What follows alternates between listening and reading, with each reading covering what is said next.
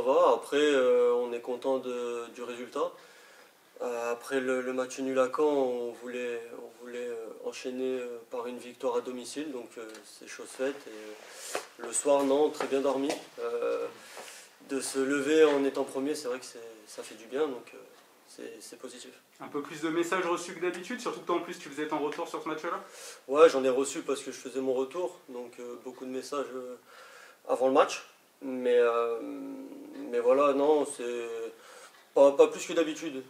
C'est vraiment parce que je revenais et les gens étaient contents pour moi. Et voilà, rien de plus.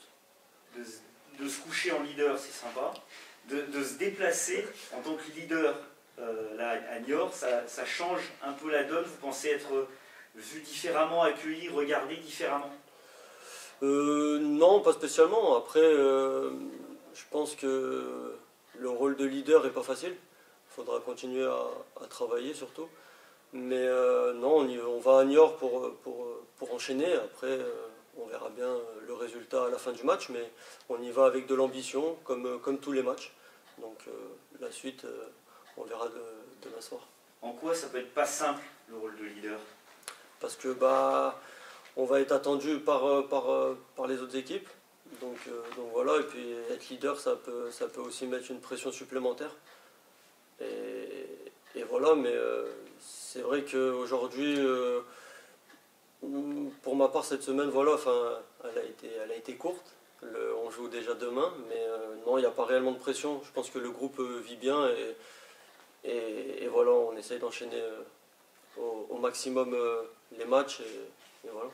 Vous qui étiez là il y a déjà quelques années, notamment en CFA2, etc., vous mesurez tout le chemin accompli. Cette place de leader, elle a quand même une saveur particulière dans la reconstruction de ce club avec tout ce qui s'est passé? Ouais, c'est sûr, parce que quand le club a coulé, j'étais là.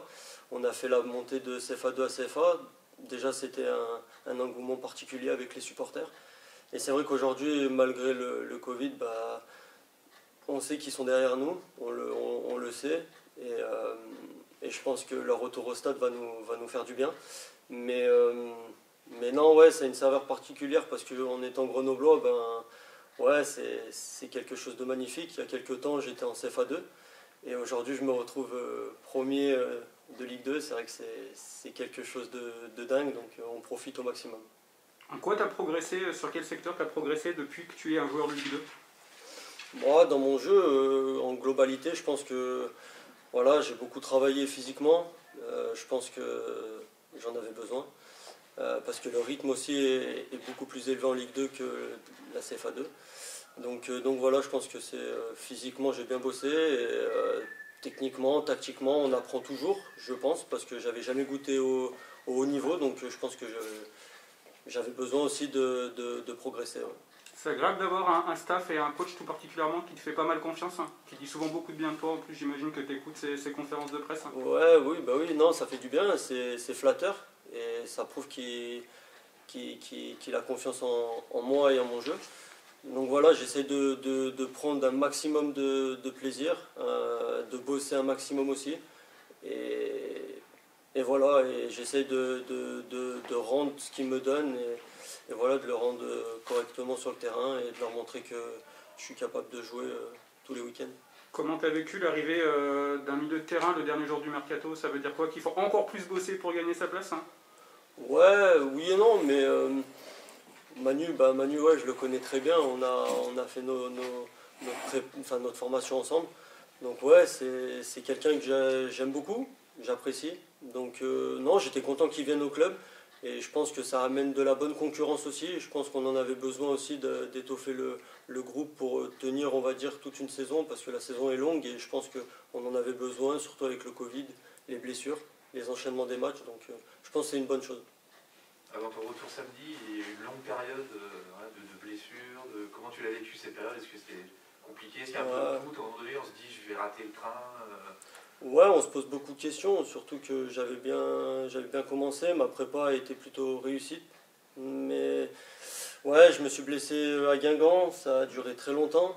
Je suis revenu, j'ai eu le Covid aussi pendant un moment, donc ça m'a mis hors jeu et c'est vrai que c'est long.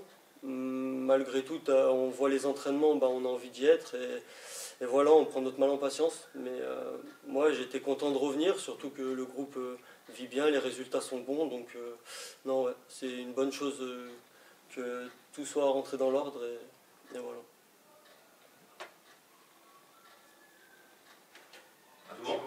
Juste un mot sur l'adversaire, peut-être, Niort. Voilà, quel regard tu portes sur cette équipe qui a très bien démarré? Moi, c'est une bonne équipe qui a bien démarré sa saison aussi. Malgré que là, ils sont peut-être un peu moins bien ces derniers temps. Je pense que c'est une très bonne équipe qui, chez eux, qui sont difficiles à manœuvrer aussi. Donc, on va devoir aller avec de l'envie, détermination et jouer notre jeu comme on fait depuis le début. Et je pense que voilà, on va aller là-bas pour ramener les points. Et comme tous les week-ends, de toute façon, on se prépare au mieux la semaine pour faire des bons résultats le week-end. S'il y a un peu de rotation, tu te sentirais prêt à débuter un match aujourd'hui? Tu t'estimes Après, commencer, ouais, je pourrais. Physiquement, je ne suis pas encore à 100%. J'ai besoin de reprendre le rythme. Mais voilà, si on me met sur le terrain, je donnerai mon maximum. Et voilà, après, si je dois tenir 50, 60 minutes, je le ferai. Et voilà.